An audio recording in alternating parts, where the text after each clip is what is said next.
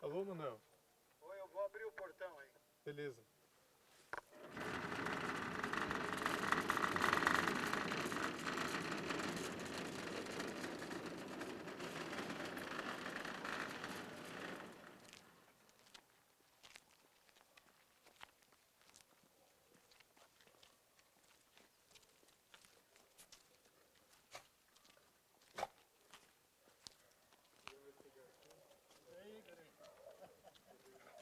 Tudo bem, hein?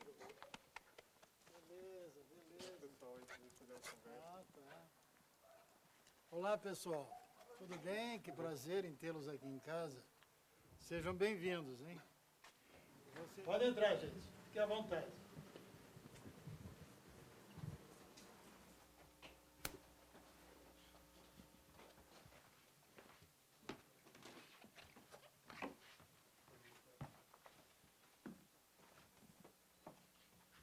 Ah, esse aqui é aquele quadro, né?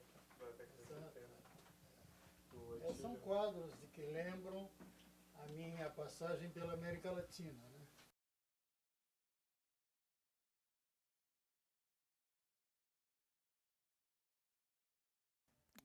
Que na véspera de minha saída do Brasil, eu estava em casa e na iminência de repente chegar ali o pessoal, os agentes do DOPS e me prenderem, e eu escrevi este poema, né, que eu vou ler aqui para vocês, chama-se Véspera. 14 de março, 1969. É preciso, é imprescindível denunciar o compasso ameaçador dessas horas. Descrever essa porta estreita que atravesso, esta noite que me escorre numa ampulheta de pressentimentos. Um desespero impessoal e sinistro paira sobre as horas. O ano se curva sobre um tempo que me esmaga, porque esmaga a pátria inteira. Nesta agonia, nesse abismo de incertezas, abre-se o itinerário clandestino dos meus passos. De todos os caminhos, resta-me uma rota de fuga, outras fronteiras e um destino. Das trincheiras escavadas e dos meus sonhos, restou uma bandeira escondida no sacrário da alma. E no coração,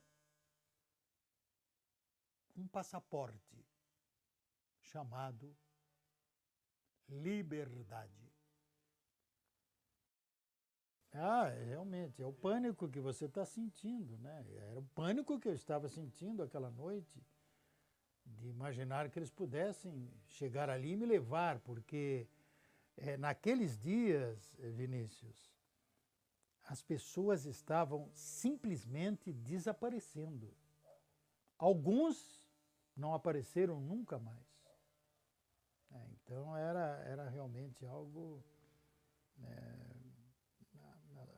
algo ameaçador, né? Era um pânico que você sentia e eu tive a felicidade de colocar isso neste poema, né? Em 64, quando houve o golpe militar, eu era ainda estudante de Direito, né? E é interessante que eu me politizei na faculdade, né? Porque as faculdades, as universidades naquele tempo eram realmente, vivenciavam muito. Aquela época era uma época em que as ideologias de esquerda estavam todas acesas no mundo, né? A Revolução Cubana foi em 1959 e ela acendeu a fogueira ideológica no continente inteiro, né?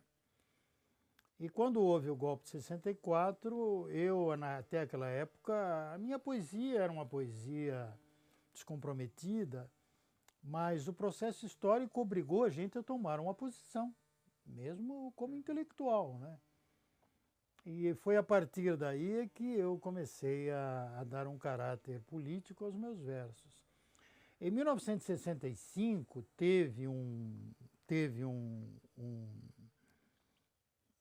uma noite da poesia no Teatro Guaíra. A faculdade de jornalismo da PUC, os alunos da faculdade fizeram uma noite da poesia paranaense. Estavam lá 13 poetas, né? Inclusive essa grande poeta paranaense, a Helena Collodi, estava lá o João Manuel Simões, estava lá o Paulo Leminski, e eu era um dos convidados. E eu fui o único poeta que li um poema, apresentei um poema com um caráter político. Todos os demais não. Mas diz assim: saberás entre tantos conter tua loucura somente nas rimas desses versos, ou irás colar o teu escarro no pátio agressivo dos quartéis? Isso num recital público era realmente um desafio, mas eu realmente foi o primeiro poema político que eu escrevi, e eu aproveitei o evento lá, entre outros poemas, para dizer esse poema. Pois é, veja, 64 veio e a gente ficou mais ou menos, era chamada ditadura branda, né? E nós continuamos fazendo protestos de rua e tudo. E daí, em 68, quando fez um ano da morte do Che, em 8 de outubro, eu fiz o poema ao Che, mostrei para o José Guignoni, que era o dono da livraria Guignoni, na época em que ela estava na rua 15 de novembro, e ele mandou fazer essas 4.000 cópias que foram distribuídas, foram mimeografadas e distribuídas em centros acadêmicos, em diretórios estudantis, em sindicatos. Esses panfletos começaram a ser distribuídos em novembro e começo de dezembro, e 13 de dezembro veio o AI-5. E daí tudo mudou, né? Vocês sabem que tudo mudou, e depois eu passei a ser procurado, porque o poema pregava a luta armada, e tive que fugir do Brasil, por isso, né? Esse foi o motivo que me levou a sair do Brasil meio que rapidamente, né? Fugindo, né?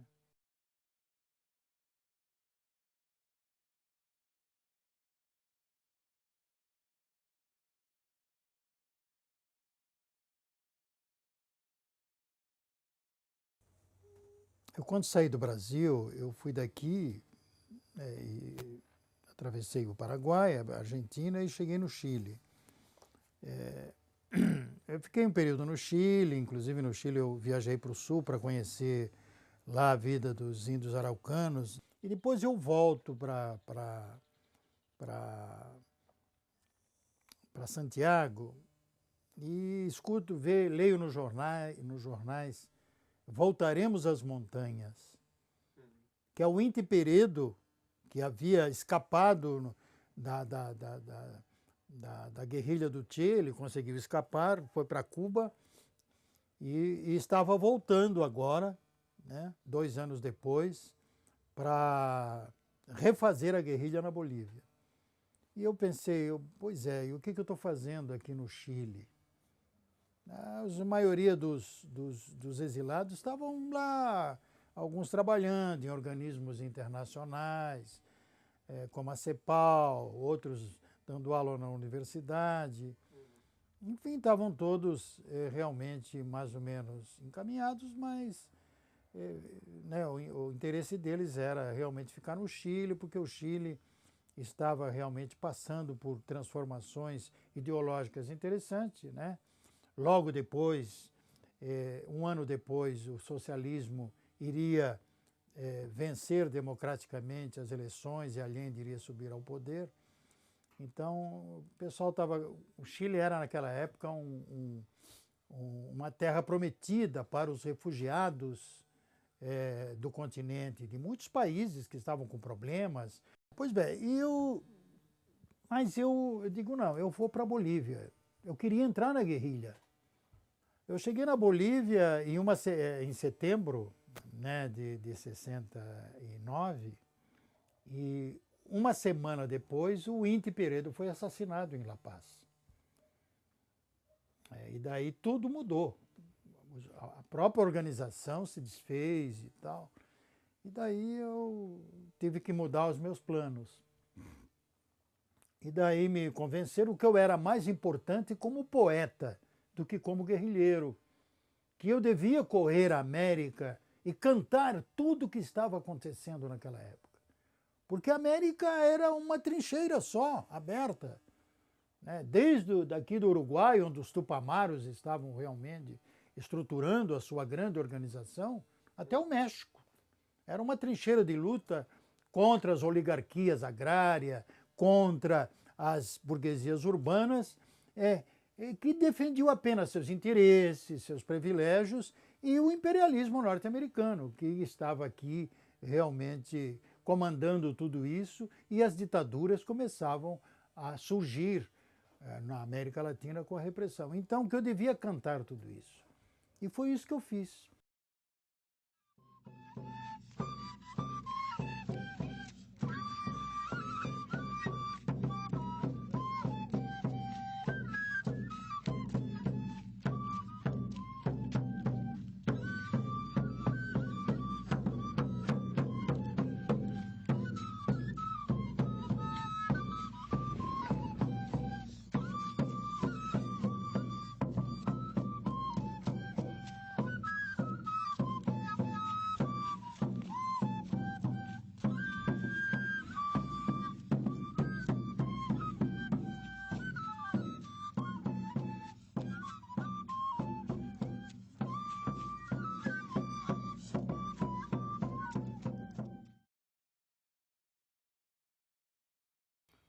Olha, eu quando saí daqui do Brasil, eu fugindo, saí com pouco dinheiro e tal, né, na época da ditadura, mas logo que eu cheguei no Chile, os exilados políticos me ajudaram. Eles tinham lá uma caixinha, que aqueles que já estavam bem colocados contribuíam, e eles passaram a me ajudar mensalmente com essa caixinha, que era um apoio financeiro aos exilados que chegavam. Agora, depois, eu saí do Chile, fui para Bolívia, Peru, corri a América Latina inteira, e os estudantes começaram a mimeografar os meus poemas em edições panfletárias e me davam uma parte. E eu, nos recitais que eu dava, eu vendia esses livretos. E depois, como meu livro Poemas para a Liberdade começou a ser publicado em vários países. Teve 7 edições na América Latina. Então eu vendia nos recitais que eu dava e é com isso que eu realmente me mantinha. E até porque outra coisa é que eu era muito bem recebido, eu era convidado muitas vezes para me hospedar na casa ou de intelectuais de esquerda, ou de estudantes, e tudo isso realmente facilitou a minha vida ao longo do continente. Essa aqui foi a primeira edição do meu livro na Bolívia, em 1970. Essa aqui foi uma edição feita em Cali, 1.500 exemplares se esgotaram em poucas semanas nas livrarias de Cali e Bogotá. Esse aqui foi um livreto sobre meus poemas também, publicado em Salvador e aqui na Nicarágua, na época que os sandinistas estavam lá se organizando. Na verdade, a primeira expressão como livro dos meus poemas foi publicada aqui em Arequipa, pelos estudantes de Arequipa, que fizeram essa edição aqui com um guerrilheiro aí, gritando Pátria ou Muerte, que era o que vivia-se na época, né? E depois isso foi mandado para várias FUL é Federação Universitária de Arequipa, foi mandada para outras FUL, foi mandada para a FUL de Cusco. E Cusco eles fizeram 2 edições, porque a primeira se esgotou rapidamente. Eles, nos recitais que eu dava lá, eles me davam a maior parte, e eu vendia isso assim como água, né? Aqui também uma entrevista feita na Bolívia. Isso aqui foi uma entrevista feita também na Colômbia, né? Esse o poema ao Che Guevara, que os estudantes de Cochabamba comemoraram o 2º ano da morte do Che.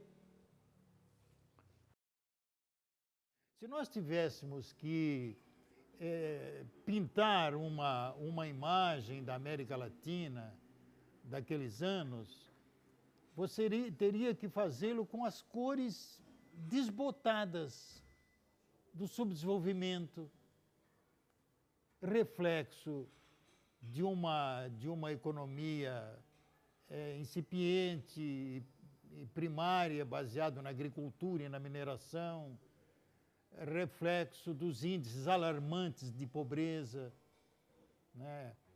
Reflexo da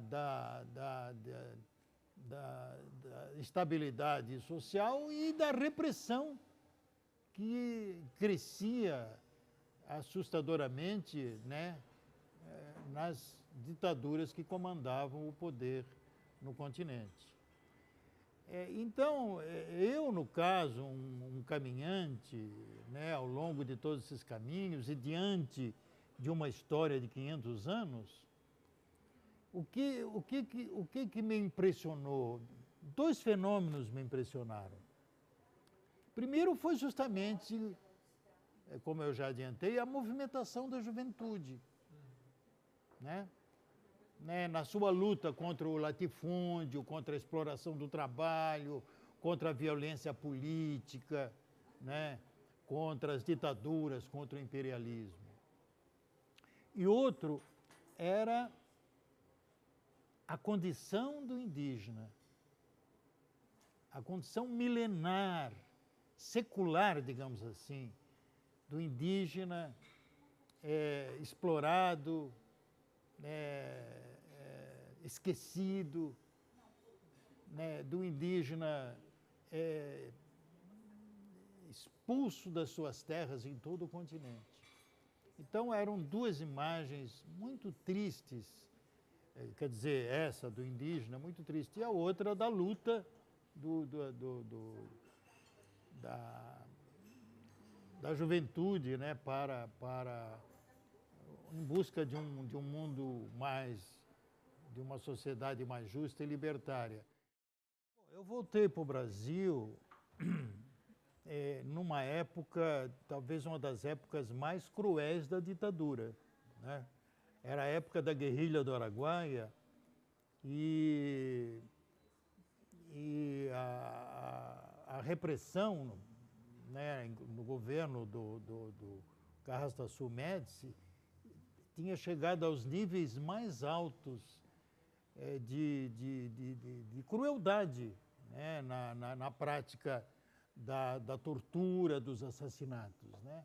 Era a época em que se chamou os anos de chumbo, né? E eu acabei buscando a minha invisibilidade social, né? Entrei de certa maneira, porque eu fui, logo que eu cheguei, os agentes do DOPS começaram a me procurar, e eu entrei na clandestinidade, mas depois disso eu casei, fui trabalhar justamente numa forma itinerante, como vendedor, porque eu não pude exercer minha profissão nem de jornalista, nem de advogado, né? Transferi até a minha OAB para Santa Catarina, mas lá a repressão também continuava. E eu trabalhava de uma forma itinerante, de cidade em cidade, e nunca ninguém sabia onde eu estava. E daí passaram-se os anos e tal, veio a abertura democrática e eu pude daí começar a viver uma vida me socializar mais, né? E daí, quanto à eu passei 30 anos afastado da literatura e só voltei a publicar, né, em 2005, quando eu publiquei aqui o meu livro Cantares, né? E depois, em 2007, esse livro aqui, Poemas para a Liberdade, que tinha tido 7 edições na América Latina, pôde ser publicado aqui numa edição bilíngue.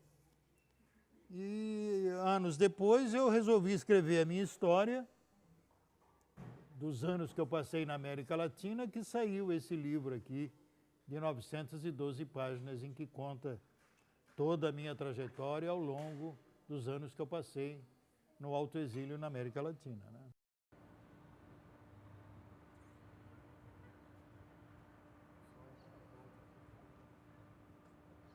Na primavera, tu voltastes de mansinho, fim da tempestade, surgiste na bonança, me conjugando o verbo da esperança num íntimo gesto de lírico carinho.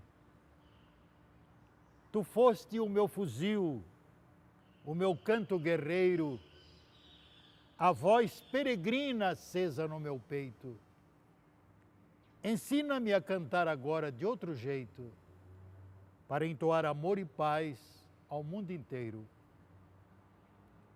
Combatente e amordaçada em meu destino, silenciados e por atalhos clandestinos, 30 anos se passaram, dia a dia. Depois, a liberdade voltou para o meu povo, mas só agora eu te encontrei de novo, para nunca mais perder-te, ó poesia. Veja, os poetas, qual é o DNA dos poetas? São os sonhos, né? Então eu continuo sonhando. Olha, eu acho que a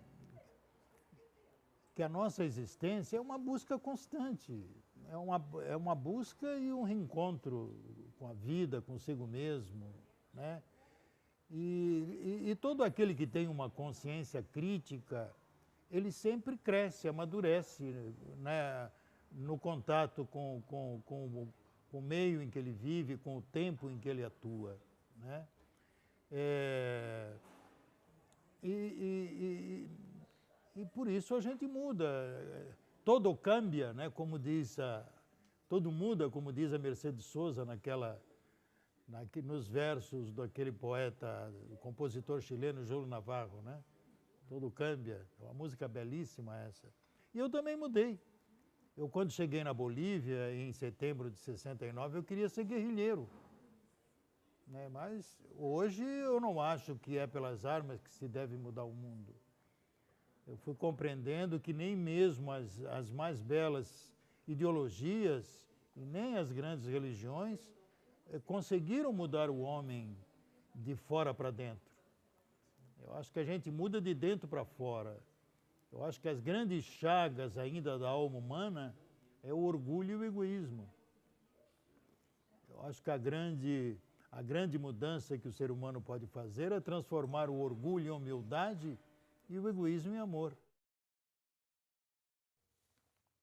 Quisera relaxar meus punhos, meus trapos juntar, meus gestos, feito de tantas fantasias e tantas bússolas despedaçadas. Juntar e ir-me, quisera, recompor meu coração de bardo e ir-me daqui. Ir-me, porque um poeta não tem lar num tempo sem doçura.